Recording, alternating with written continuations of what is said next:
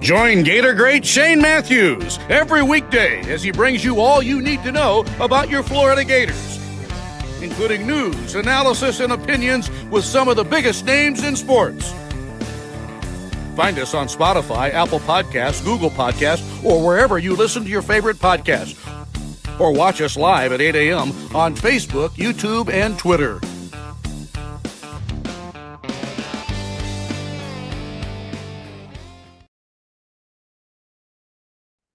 Good morning. It's a live edition of PodUp Matthews in the morning from the International Diamond Center Studios. And it is Monday, and it's a new week. It is March Madness is cranked up. We got a lot to talk about. We'll have JC, we'll have Kevin Brockway talk about senior night. Gators took it to the Ole Miss Rebels. I still think they're the best team that Florida's ever had, regardless of what happens moving forward. We can argue about that.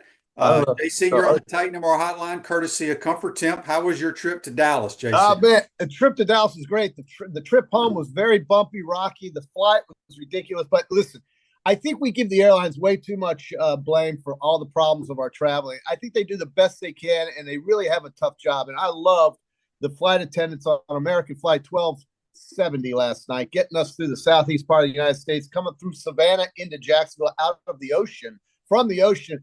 It was bumpier than hell, but they did the best we could. And they started bringing the bottle out in first class and pouring it to everybody before we started descending.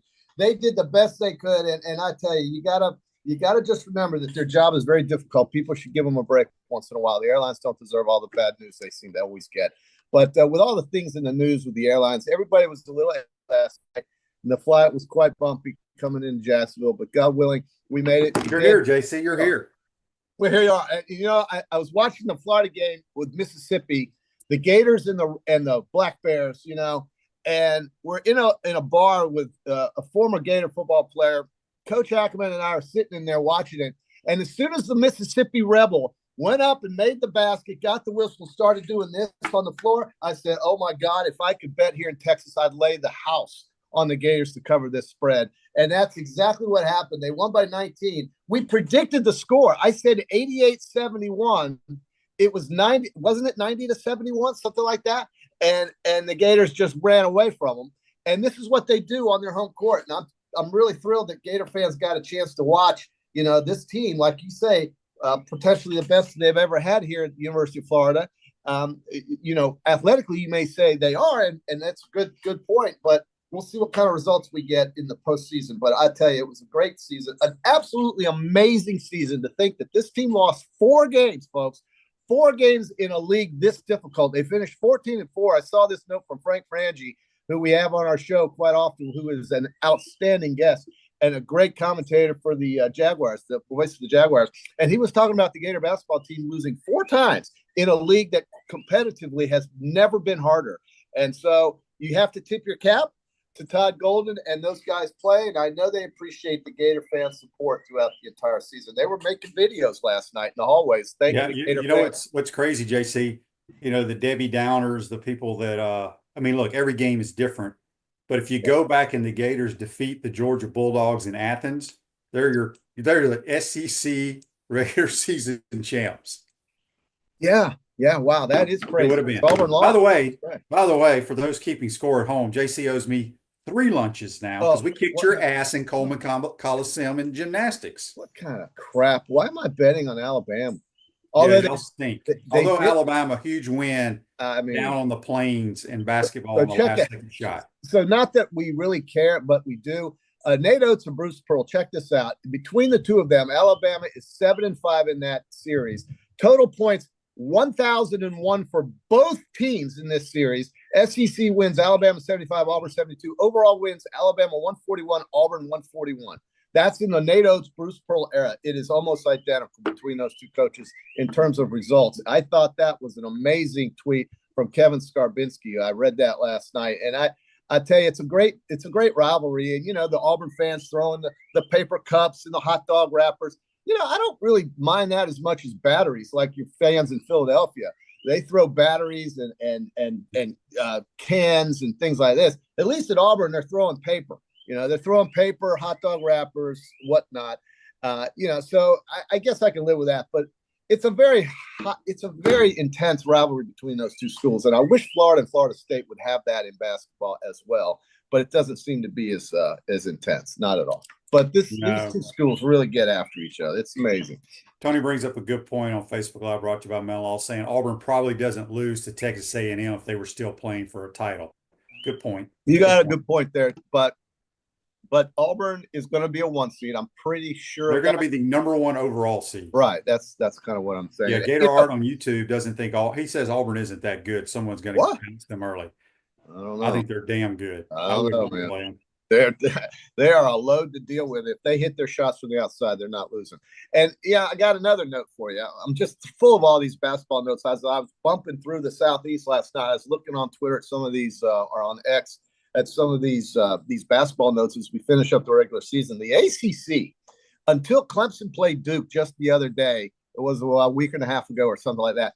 The ACC has not had a single ranked versus ranked matchup in conference play throughout the entire season in men's basketball. Now, think about that. You go through 3 months of conference play, and you don't have a ranked versus ranked game between two teams in your conference. You're telling me give me that stat again? Until I think Duke played Clemson.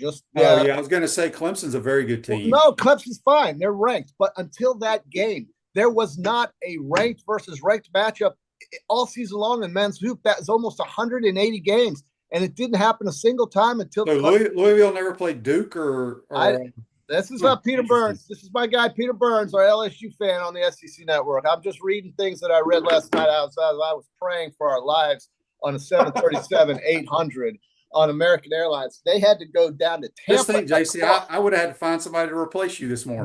You would have had a hard time with that, brother. Who else wears the Dallas Stars hat talking about Gator basketball in America?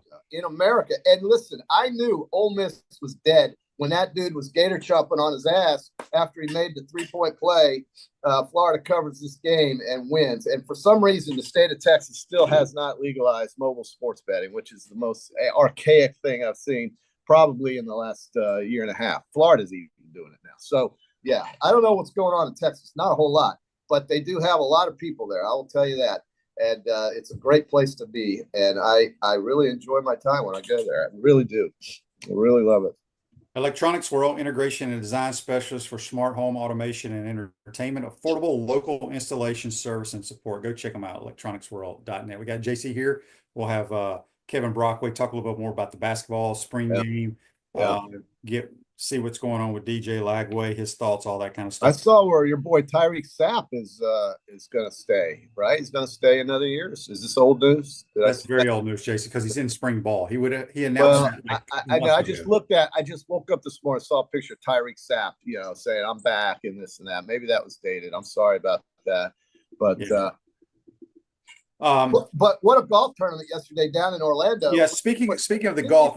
None of our guys actually won the tournament. I think all our guys maybe were top 25-ish. I don't know about Adam Hadwin, but I know Aaron Rye and Scotty Scheffler are two of our picks, both finished, I think, tied for 11th. But boy, I want to just tip my hat to the greens crew, to the folks, the grounds crew, whoever is in charge of Arnie's tournament. Yeah. Because that is the way the damn PGA Tour should be played every week. I don't care how hard it is week to week. 11 under. Jokers struggle. And that was fun to watch. Listen, 10 under, 11 under is a reasonable score. I mean, just understand that these guys should have to work for something like a $2 million paycheck or whatever it is. And be tested. They not just go out there and shoot darts at targets where there's no test. You go out to play the Byron Nelson at Craig's Ranch in Dallas, and it's 30 under par. It's like, what is this? But in Orlando at Bay Hill yesterday, they really did challenge these guys. When the world's #1 is not even a sniff at the leaderboard, it's going to be tough. And Russell Henley, how many times has that guy won on tour? Not often. And he's always around the top 10, top 15. He's one of your favorites. You love the guy. So Russell Henley. So, I mean, he's another damn Georgia Bulldog. Well, but it's the biggest win of his career. They say he's the straightest driver, or he hits the ball straighter than anybody on tour. And good for him. This chip in was phenomenal. Yeah. Some other news and notes. Baseball takes care of Harvard. Softball wins the series. They lose game 1-0 on we had an error in the bottom of the ninth. They walked it off. But they take the series 2 out of 3 at A&M without Rothrock. I don't know when she's going to be back, probably another couple of weeks. So you got young pitchers. Ava Brown pitched the other day. So they're going to be fine, but they need Rothrock back to do what they're going to do in postseason. Mark's question on Facebook Live. What is your question, JC? No, I agree with you. Go ahead. What's Mark say? Guys, do you think we need to lose Friday night? There's a chance we lose the 1 seed for the big dance. I think we're locked in as a 1 seed, quite honestly. I do too. I think Auburn, Florida, Houston, and then I want to say that next spot is and Duke. There you go. There's your 4. I don't think Tennessee or Alabama can surpass Florida right now. That's just my personal opinion. No, I don't disagree with that at all. I mean, Alabama lost at home to Florida. You have to count that. But Alabama did itself well by beating Auburn because they were about to lose their 3rd straight game going into the postseason. And I think they are now going to end up being the 5 or 6 overall seed. Florida will be the 3 or 4 overall seed, right? And that's wonderful. And hopefully, well, if we go through the SEC tournament and win a bunch of games, we could maybe move to the overall 2 or 3 seed. I mean, how much it brings to the question, how much, maybe this is a question for my man Kevin Brockway, but how much does the tournaments for teams like Florida, not teams like Southern Illinois Edwardsville, who, by the way, is now the Ohio Conference. They're in, by the way. Right, they're in. But for teams like that, these conference tournaments mean everything. But for teams like Florida and Auburn, I think their seeding has already been penciled in. I think that's already on the board at the seeding committee. And that's next Sunday, by the way, folks. I can't wait for Selection Sunday. That's one of the days we don't really talk much about. But when it comes up, we're so excited to have it. And I love Selection Sunday. I watch it for 2 hours. I can watch that show as I get ready to do my brackets. And I think that's one of the best sporting quote events we have. That's not even an event. It's just a show. It's kind of like the show on the football committees when they break their rankings, but this is much more exciting because it's actually real. And these teams are going, and they show pictures of these guys sitting in a cafeteria or in an auditorium watching their teams be seated. And we're gonna go to Dayton, Ohio. Hell yeah! And it's exciting. So I think that the selection show is coming up. I think Florida and Auburn, teams like this, are already penciled on a line. I think they're already on a line, but these other teams have got to be filled in, and that's what these small conference tournaments are about. And for a team like Mississippi State, the SEC tournament could be something very important. If they do run 3 straight wins through that tournament, it might get them a couple of seeds higher. But a tough loss for them against Arkansas. A team like Arkansas could do very well in the SEC tournament and move up a couple spots maybe and get further away from that bubble that they've been on for a while. Yeah. All right. Kind of switching gears here real quick. Well, before I switch gears. Switching gears? Not really switching gears, but somebody on here Mark says on YouTube, brought to you by Quality Plumbing, Bay Hill is as hard as any U.S. Open setup. I agree, but they make it hard. That's what I love about it. Any golf course, it's a very simple procedure. Grow your rough and shrink your fairways, and you make a damn golf course hard for these guys. That is correct. The rough at Augusta is just not there. Augusta National's rough is like the first cut. It's nothing. It's around the green. Yeah. All right. So 31 Ember says Shane's Rebels went down hard Saturday. Yeah, they're still a good basketball team. Chris Beard signed a new contract, by the way. They'll be in it. Yeah, they're in it. All right, Daryl's question. Daryl Manning. I don't know if he's related to Peyton and Eli or Cooper or Arch. He says, good morning, Shane and JC. How important is it for our franchise quarterback, DJ Lagway, for protecting his arm during spring practice? Is it more important to do it in the spring? Will he be ready in the fall?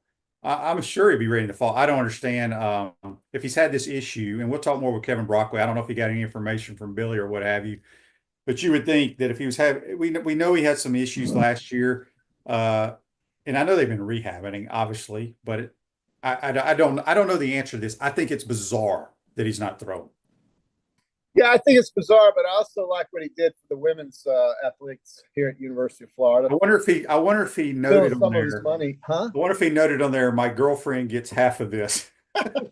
I just think it was very generous of him to do that, even though he was paid this money. It's his money, and he decided to hand it to some of his fellow athletes. I thought that was wonderful on his part. He's going to be such a revered Florida Gator athlete as he goes through his tenure here, and hopefully his health will not be in question when we get, 4 months down the road, please. I think it should be fine. I think he'll be ready to roll, and, they'll play him probably for the first half of that game against Stony Brook or whoever, and then they will get him ready for the real games. So I think it's exciting.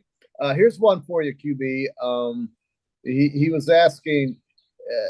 Oh no, you already read that. I beg your pardon. Okay. Yeah, 31 Ember says it's not just the rough. You also need firm greens. Of course you do. Oh yeah. Well, but I like it. I think it's so damn silly when these even over in Ireland when they think the wind's blowing too hard because the ball won't stay on the green or whatever.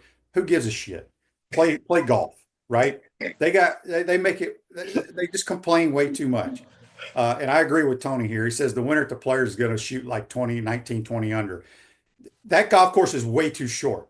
They got to grow the rough there. If the wind does not blow, they will destroy TPC. It's too damn easy. It's too damn easy. It's not the hardest venue. That is a fact. No, right. But they could make it hard if they wanted. They ought to go across the street to Sawgrass Country Club and try That's that. way harder. Try that one. That will put you on your fanny. If Bama or Tennessee win the SEC tournament and Florida loses Friday, could they jump the 1 seed? I wouldn't even worry about these hypotheticals because you're just kind of making yourself think about stuff that could not and probably won't happen. Or Florida's not losing on Friday; they're going to play hard and win.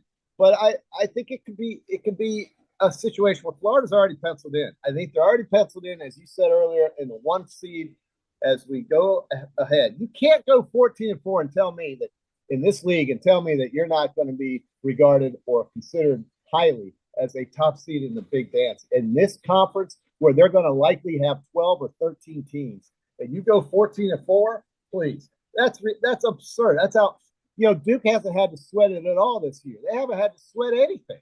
They go out there and have scrimmage games every single week. Let them play somebody and see how it goes, okay? That's all I'm saying. 31 Ember wants to argue about golf course management and grass growing. He says the Players has really thick rough. No, it doesn't. I don't know where that would be. I'm thinking that's where a lot of people sit, Ember. I think that's a venue stadium course. So yeah, there's not a lot of thick rough there. There may be in certain spots, but they destroy that golf course because the only defense in that golf course is the wind. All right, we got a text on the Titan MR text line. This says this is from Gator Mom. It says Shane and JC, take more than 30 seconds to tell me why Gainesville Country Club would not work for UF. I was a member for 25 years, went in good shape, a very good track, number 5 and number 8, really good holes. I do not think if they were to play there, number 5 would have to become a par 4. It's way that's not a par 5, right? Yeah. It is a good layout. There's way too many issues going on there now, and it hasn't been open in 6 or 7 years, and drainage is an issue out there. The only thing that if someone were to purchase the Gainesville Country Club, and it's funny, I was talking to somebody about this yesterday. Actually, a guy from Oklahoma who is big into golf.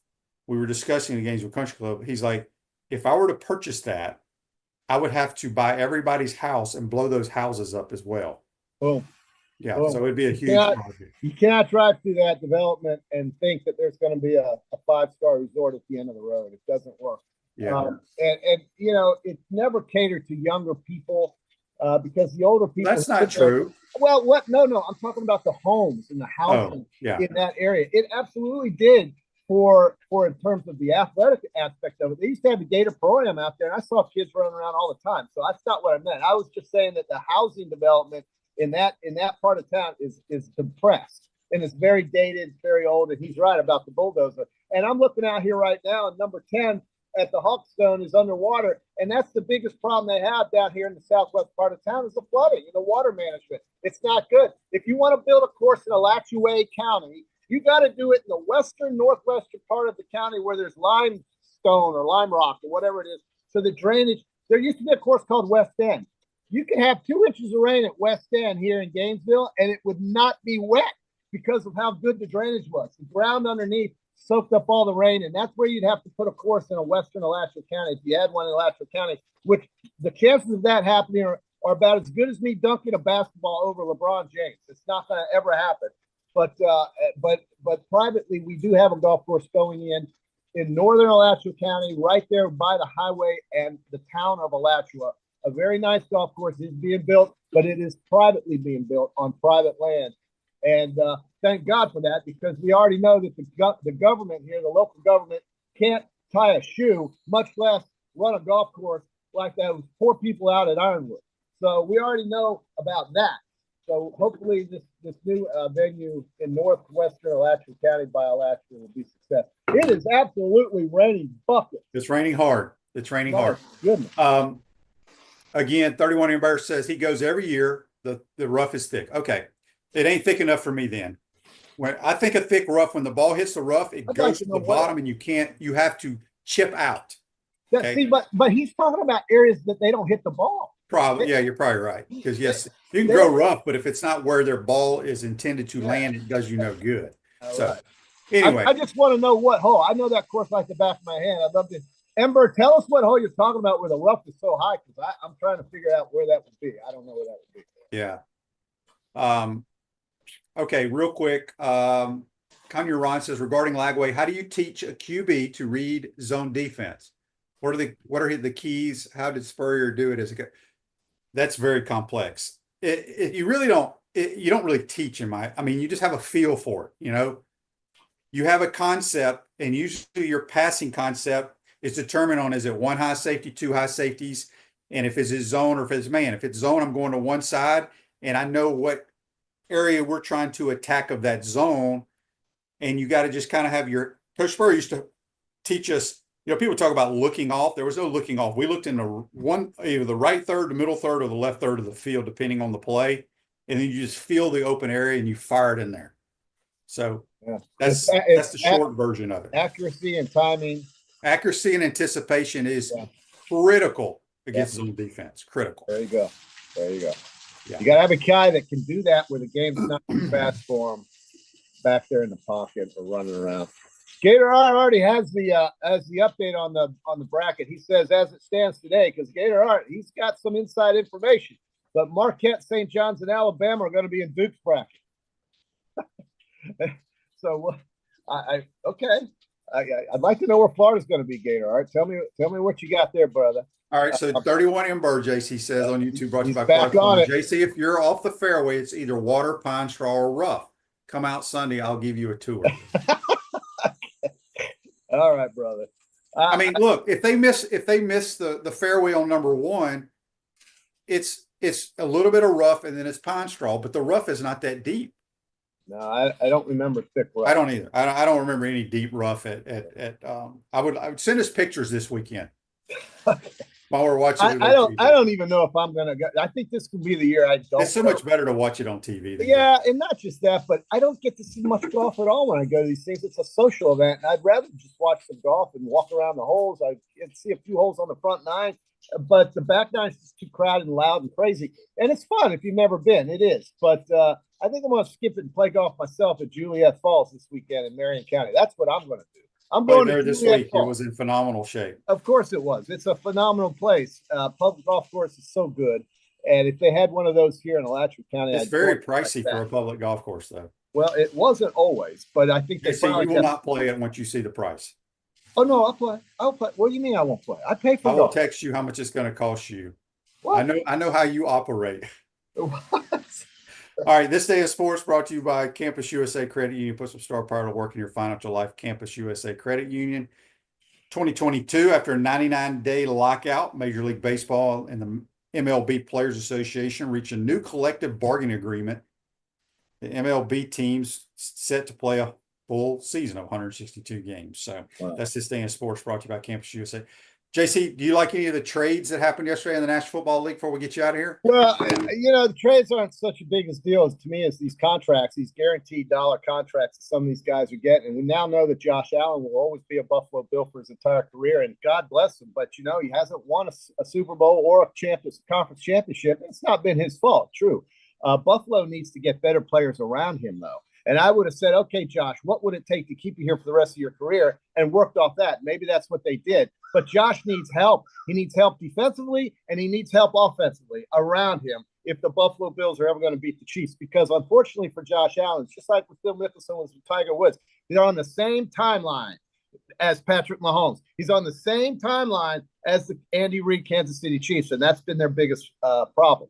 It just has. It's just a fact. So I don't know what Josh Allen, $300 million is going to necessarily mean to the Buffalo Bills, but Pagula wanted to pay him, and he did. But he needs other players. Didn't Myles Garrett just re-sign with Cleveland? And he did, and then it's all about the money. DK Metcalf got traded to the Steelers. And he's going to make $100 million contract. DK Metcalf. Wow, he gets 4 catches a game, maybe 4 catches a game. But the problem in Pittsburgh is not the wide receivers; it's the guy throwing the football. So I don't know what they're going to do in Pittsburgh, but DK's going to want the ball every other play. He's just like A.J. Brown. It's the same guy, basically, exact same player. And then on the other side, you've got George Pickens. So they're going to have 2 guys, right? But who's going to be chucking it to them? That's the problem in Pittsburgh, if you ask me. And hopefully they'll figure that out for all the Steelers fans out there. But I love Devontae Adams going to the Rams, QB. I love that play. They didn't have to pay half the Pacific Ocean to get Devontae Adams, but it's another weapon for Matt Stafford to go with Puka Nacua and the other guys they have on that team. And watch out for the Rams. I think Devontae Adams is going to be a great addition to the Rams. He didn't cost the entire town to get him there. All right, so Andy, I'm going to let you answer this question. I'll answer. Andy's question on Facebook Live, brought to you by Mel Law, says, who's a better QB at this point, Russell Wilson or Aaron Rodgers? Gosh, I like Aaron Rodgers better. I just think I don't even think it's a comparison. It's not even a comparison. I've never thought Russell Wilson was a great quarterback. Well, after Seattle, he had just hit the skids. He either runs around and throws the deep ball or he scrambles. Well, the left. I just don't think that's just my personal opinion. I would take Aaron Rodgers for sure. Yeah. It's amazing to me though. Myles Garrett, he stays in Cleveland. He said he wanted to leave because he wanted to win, and then Jimmy Haslam gives them, some of Deshaun Watson's money. They just shuffled it across to the defense there, and Myles Garrett stays in Cleveland. He's never going to win there. They paid these guys too much, 1 or 2 guys. They need more players in Cleveland. They're never going to beat Baltimore, and they're not going to beat Cincinnati. And that division is not for Cleveland. It's too bad. But listen, I just think these contracts in the NFL they've never been this good in terms of guaranteed money. And it just shows you the power of the NFL and the money that organization makes. These owners are amazing. They make so much money. Yes, they do. They make a lot. It's incredible what these players are getting guaranteed, because in the NFL, it's not guaranteed mostly, but these guys have guaranteed dollars coming to them. These signing bonuses are incredible. Saquon Barkley is guaranteed $36 million in 2 years. He's guaranteed that. That's $18 million a year for a running back in his, 8th, 9th season, something like that. So God bless him. He had the greatest season a running back could have last year, basically.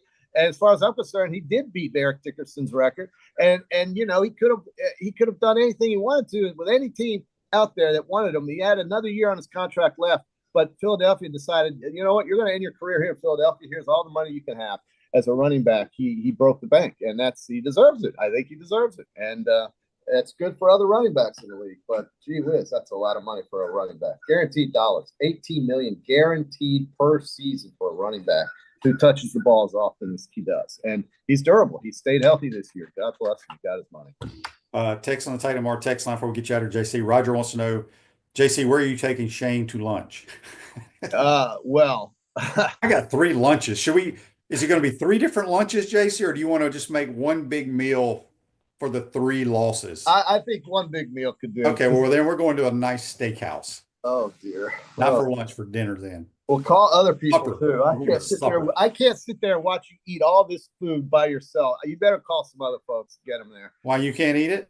Well, I don't know if I just want to sit there with you by myself watching you laugh at me the whole time we're sitting there while you eat a 5-star dinner at Pearl and Prime or whatever it's called.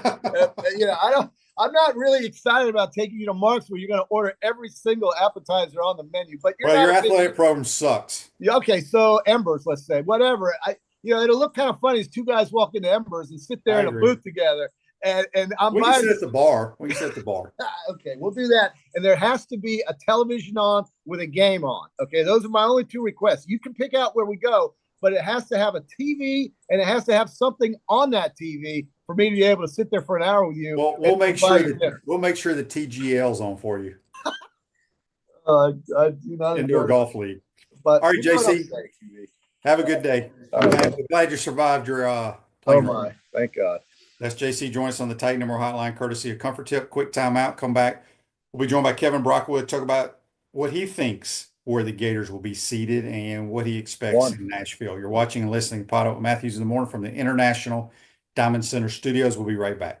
Our premium sponsors are Campus USA Credit Union, International Diamond Center, Meldon Law, QC Kinetics, Dave & Buster's, UF Health Orthopedics and Sports Medicine Institute, JF Hayden Craft Liqueurs, Florida Cracker Kitchen, Los Linderos Tequila. Gridiron sponsors are Baker Sporting Goods, Comfort Temp, Electronics World, Florida Victorious, Gallo Car Wash, Miapa Latin Cafe, Peachland Dental, Quality Plumbing, Ruse Ogre State Farm, Silverback Concrete, 84 Lumber, Big Meals Cheesesteak, Celebrate Primary Care, Dowling Sign, Gator Bait Media, Gator Dominoes, Ironwood Golf Course, Okido America, Tropical Smoothie Cafe, UF Bookstores, Nest and Wow, MG&A Wealth Management. Watch and listen to us live on Facebook and YouTube. Listen to the podcast whenever on Apple or Google Podcasts, Spotify, or wherever you listen to your favorite podcast. Remember to like, follow, and subscribe so you don't miss an episode. To become a sponsor, call my man Freddie at 352-284-3733. Unleash the Inferno.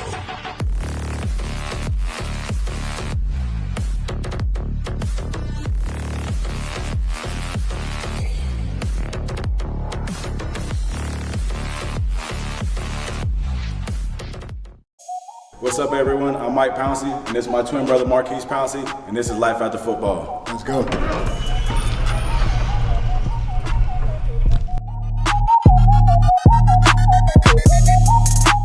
We are the owners of Tropical Distillery, and JF Hayden's is our liqueur brand. We have 5 different flavors: a mango, a lychee, an espresso, citrus, and key lime pie. We pride ourselves on not only being a Florida-made brand, but also a cocktail solution. With that being said, cheers and go Gators.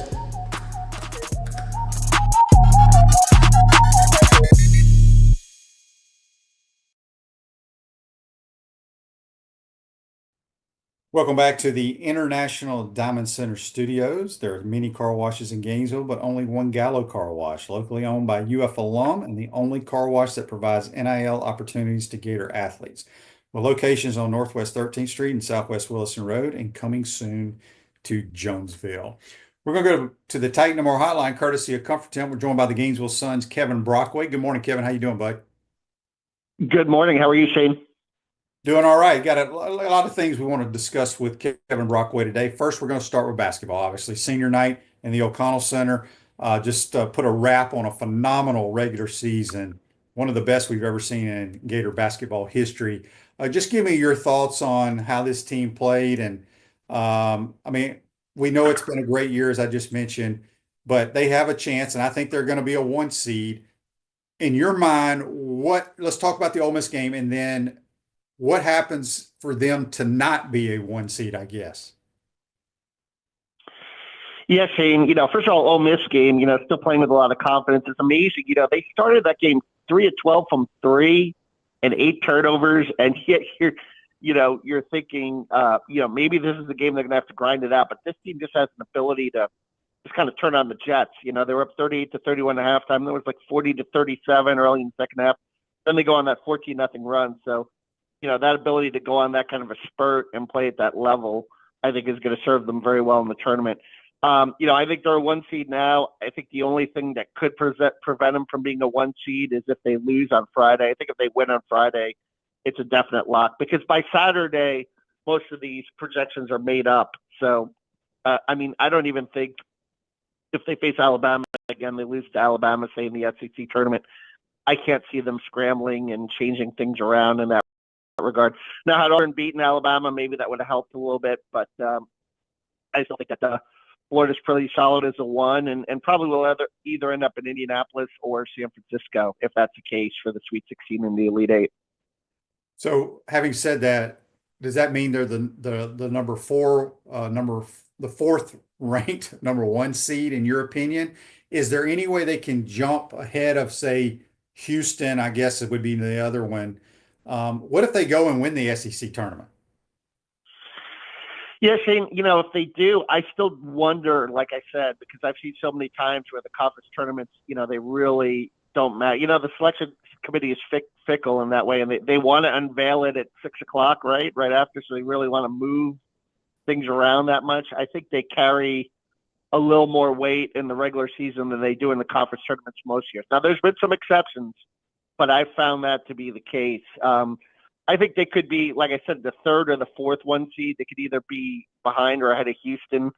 Had Baylor knocked off Houston Saturday night, I'm sure that would have helped the cause. But, if there's some early upsets in conference tournament, I could see some things moving around. But, I don't know if they could climb all the way to 2nd and get to Atlanta because Auburn's been struggling lately. But I still think they'll carry the weight of Auburn winning the SEC overall, difficult division, and more quad 1 wins given their non-conference schedule. But I think, the main thing is for Florida to be a number 1. I mean, the last 2, Florida's only been a number 1 3, this would be the 3rd time in program history. Last 2 times they were number 1, 07, they won a national championship. 2014, they got to a Final Four. So I think, being the number 1, I mean, it helps your path immensely in doing that. And certainly would be something that, I think Florida could achieve with at least 1 win in the SEC tournament. Yeah. Baron's question on YouTube brought to you by Quality Plumbing. Will you be having a PodUp March Madness bracket challenge? Yes, we will, and we're going to get some good prizes as well. Kevin, they talk about in March going to the tournament all about guard play. I don't know who has better guards than the Gators. I mean, people know how I feel about Walter Clayton Jr. on this program. I personally think he's the best player I've seen in my eyes have seen since I've become a Gator. Do you agree with that? How people say guard play is so important in postseason play? Oh yeah, no question. And I feel like you said before, I think Florida's pretty good, but let's not forget too, Florida's got a pretty deep front court as well, so that all plays off each other. I think that combination, having the amount of fouls you can absorb, I think people forget last year. I mean, they remember how gruesome the Mike Hanlockett injury was. But I think they forget that once Florida got in the tournament, you had to press Alex Condon into a starting lineup as a freshman. You only had 3 post guys, and Tyrese Samuel got in foul trouble in that Colorado game. So you were really down to 2 guys that were freshmen, Thomas Houck and Alex Condon. Their front court is set up much better, knock on wood, barring injury. And then you even have Sam Alexis coming back this week, so you have a 5th insurance guy going into the tournament. And Noah Horford and Brewer played pretty well. Now, I'm not saying this front court is that level, but it's good to have the guys up front, too, that can rebound. And since Alex Condon has come back, the rebounding has picked up, and that's no surprise. I mean, I think he's just been, he's had 2 straight double-doubles, probably going to win SEC Player of the Week again this week. He's been terrific as well. Obviously that Alabama game, 27-10. So with him humming, with Clayton humming, there's lots of good. Elijah Martin, obviously I think is back to 100% as well. And he's such a tough kid. And, Will Richard obviously has his moments scoring the basketball. So they're in pretty good shape, I think, Shane, for a good run. Yeah. I'm trying to think, I felt like we struggled offensively, especially the first half against Georgia in that loss. And I felt like, again, I'm no basketball guru, but it felt like Mike White said, you know what, we're not going to let the 3 guards beat us. If I can't remember if Condon played in that game, but maybe Houck. He's like, if their bigs can knock down threes, we'll live with it. I feel like people, once they scout Florida, that they're going to say, you know what, if Condon and Houck can make the threes and beat us, we tip our hat to you. Now they can make them, but if they miss them and they're really putting pressure on our guards, outside the 3-point line, that's, to me, that's the recipe of disrupting the Gator offense. Does that make any sense at all, what I just said? It does, but here's a couple of things, Shane. First of all, Alex Condon was just getting back in that game. He wasn't himself, so there's a different Alex Condon than the one that faced Georgia. I think that's the first point there. So I think you saw in the second half, right? Alabama was trying to take Walter Clayton away, and what did they do? Those lobs to Alex Condon, who were getting dunks left and right. So I think that I think with the front court being a little healthier, a little more in sync, I think that's going to help. I think the Georgia game. I looked at that as a little bit of an energy issue. You're playing your second straight road game. They didn't come out with the right energy. Defensively, they were late on rotation. Georgia knocked down a bunch of open threes, got confident, and, carried that game. And I think if, that's the key, I think, with Florida, because this team, listen, they're an improved defensive team. The eye test tells you that, but they still occasionally have those lapses like the Georgia game. For them to be a really good defensive team, they have to come out with energy every night, and that's just going to be the key in the tournament. And you would think that in the postseason, particularly in the NCAA tournament, where you're playing for your life, you're going to come out with your hair on fire every game. Yeah, I just think if I'm coaching against the Gators, they're they're probably, in my opinion, them and Auburn are probably the two most talented teams. Throw Alabama in there as well, but you got to say, okay, it's just like in football. Who are we going to let catch all the balls? Are we going to take away the best receiver and see if the other guys can beat us or not? I just think they're going to say, you know what, if these guys can knock down the threes, and they do, we're going to lose the game. But we're going to have a chance to beat the Gators if they miss their threes. I'm talking about the Condon and Hout guys. You cannot allow these three guards, you cannot let them have open looks, so they will kill you, which is a good thing for us. I'll tell you a dangerous Sweet 16 matchup, if it would happen, would be St. John's, because they kind of remind me of Tennessee. They're a very physical team. They'll get pressure on the basketball, where Walter Clayton, Todd, obviously is doing victory laps because of the Walter Clayton point guard, which has worked out, 23 and 8 assists. But if you pressure him, if you get in his face, you can still force turnovers against him from time to time. And so I think that's the one, aspect too, is if you get a team that really gets in Florida's grill, in a pressure situation, I'm just going to wonder how they handle it. And that would be the only thing. Denzel Aberdeen too, at times, has shown that he can be a little turnover prone. But other than that, I think that, Florida's, like I said, in really good shape here. And we'll like I said, I think they got a really, really nice shot to go to San Antonio. Bob's text on the Titan Mart text line. Kevin, what school in the SEC? It's very long. I'm trying to paraphrase this thing. Yeah. He wants to know what team is the tournament? Do they have to win games, I guess, to make it to the big dance? I mean, it's like 5 paragraphs long. I can't read it all. So I know Oklahoma won did Oklahoma beat Texas? So are they in, or are they still in the bubble? I would say Oklahoma and Texas are still kind of the two bubble teams, maybe even Georgia a little bit, for as much work as they've done, although Georgia's got some nice, non-conference wins. And Arkansas did itself some favors, I think, by beating Mississippi State in that game. It was kind of, you feel bad for the former Gator. Riley Kugel had a little, didn't close out that game well, but I think that Arkansas probably still a little bit as well. But this is going to be, this is a chance to be, it's crazy, like a 12 to 14 bid league, which is unbelievable and unheard of. But I mean, it was so good in the non-conference, and I know some people say, it's overrated or whatever.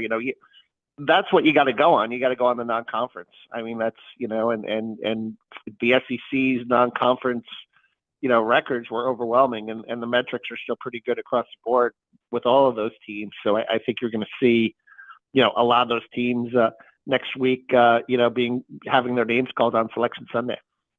Yeah. So would you say right now everybody is in, but the teams that still have a possibility of making the tournament are Vanderbilt, Oklahoma, and Texas?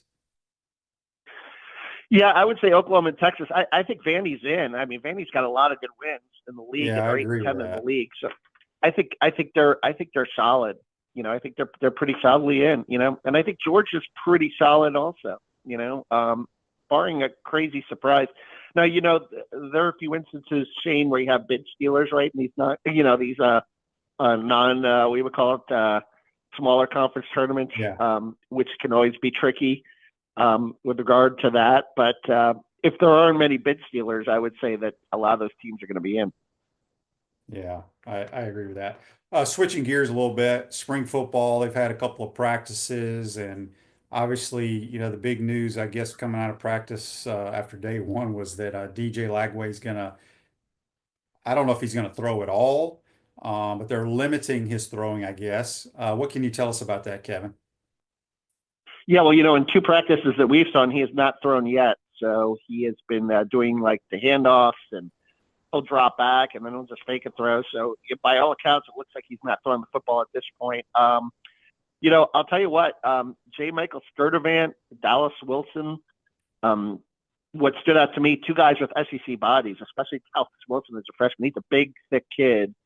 Sturdivant is, I think, impressive. I really like what I've seen from him so far, just in pass catching drills. And, I think Bryce Lovett, it looks like, is going to start out at right tackle, working with the group. So those are some things, really.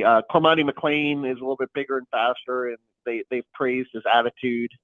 So that's another, aspect to it. And Trey Wilson is out running routes. He's in a black non-contact jersey, but he's running routes. Khalil Jackson is out there. He's not running routes yet, but he's in a black non-contact jersey. So that's it. It's been other than that, they had to move inside on Saturday because it was raining. But yeah, DJ will be the storyline throughout this camp. But I think that obviously being extra careful with him. I think they were talking about specialists at one point with him. So that's a little bit of a red flag, but we know that he was banged up, right? Even, going into the season with his shoulder issues. So I just think they're trying to be really careful here.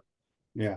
I think you wrote an article in the Gainesville Sun about, and we've talked about it multiple times on this program. I think you finally asked Russ Callaway about, is there a chance they could go 4 wides and 5 wides with the talent at the receiver position? I don't know if he answered the question like yes, but he always wants to say we're going to put our best 11 out on the field. That's the answer, right? Yeah, that's basically the answer, and matchups too. It's going to depend on who they match up against them and so forth. I first asked him that in in Tampa, but I think Zach Albaverdi asked it again, so I figured out how to make a separate story out of it because it's interesting because when you think you're losing DK and Badger, but like I said, I mean Dallas Wilson, Brunel Brown III. Even Nashawn Montgomery is showing some things out there. Now they're a lot of freshmen, they're young receivers, but they appear to have some talent to work with there. And who knows what you do in the portal, Sturdivant, and if Trey Wilson coming back and looking like he's on the path back, and you've got DJ Lagway, who obviously we saw last year as a rocket for the arm and can really throw the football. It would be fun, right, to see them spread it out a little bit, and would probably help the running game a little bit as well. Yeah. QC Kinetics for long-lasting relief, no surgery, drugs, or downtime. Schedule your free consultation at QC Kinetics. A few more minutes with Kevin Brockway on the Titan MR hotline. Chris from Mayak on the Titan MR text line wants to know, in your opinion, what teams, like low-seeded teams from the SEC, can crack the Elite Eight? He thinks Missouri and Georgia could cause some problems for top seeds in the tournament. Yeah, I agree. Texas A&M too. Mississippi State is under Chris Jans. They're a pretty good defensive team. They could cause some problems.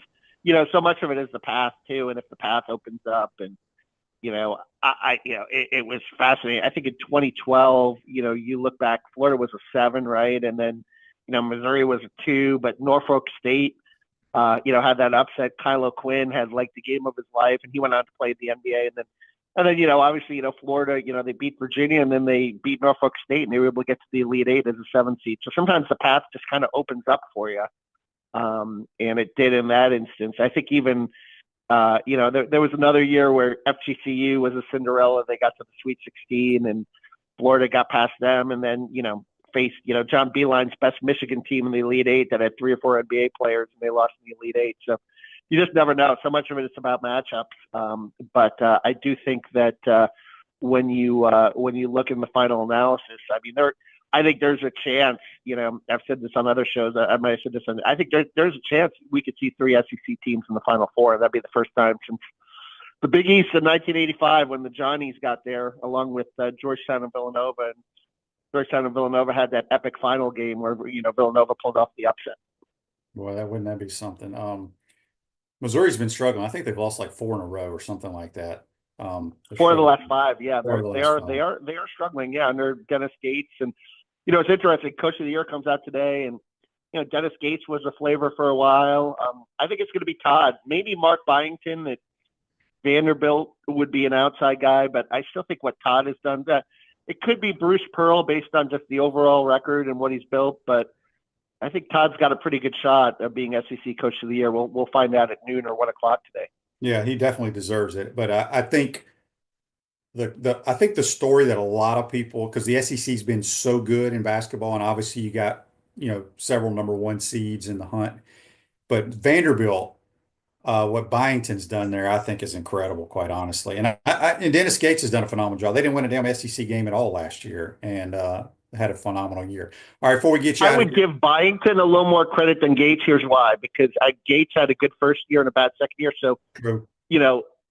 He built, you know what I mean? He kind of dug his own hole to get out of, whereas Byington came in the first year and turned it around immediately. So yeah, good point. Good point. Andy's question on Facebook Live, brought to you by Mellon. What's your take on Miami hiring former Gator Lucas as their new head coach?